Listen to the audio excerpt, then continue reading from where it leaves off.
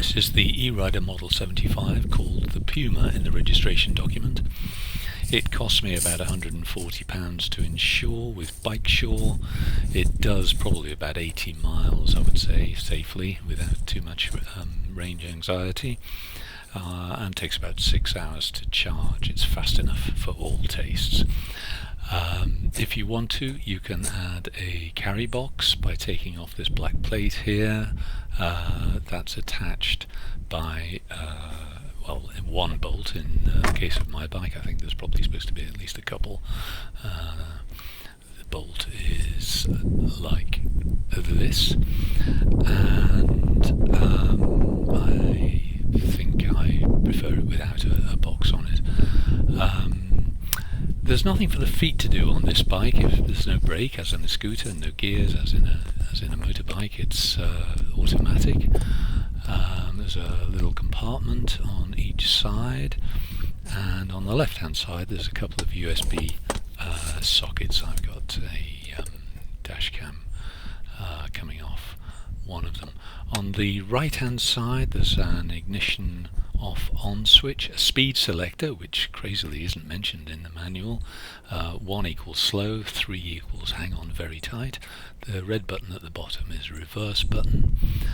The top red button is the ignition on-off. There you've got the headlight, the horn, and the indicator switches.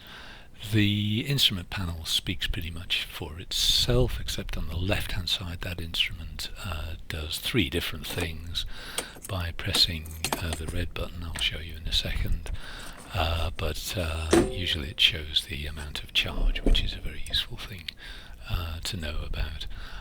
So you scroll through pressing the red button 1, 2, or 3 times. The blue button there resets the trip for you if you want to measure how far you've travelled.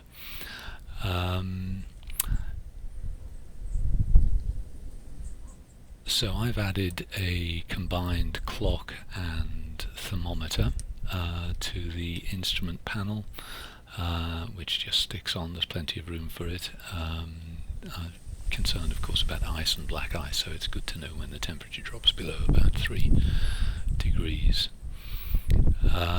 We'll have a look under the seat at the luggage compartment, so-called, in a second. There isn't a lot of space, it has to be said. That there's a lot of batteries in this bike and they take up most of the space. You can't get a full-faced helmet in here, unfortunately. You can see the charging cable there with a standard UK domestic plug, which is not the sort of thing you get at service stations and so on for cars. They have a very different setup, so this is just a standard domestic socket that I've attached to the outside of my house. It takes about 6 hours to recharge the bike, and yeah, it's a very, very nice bike indeed. It's quiet and fun.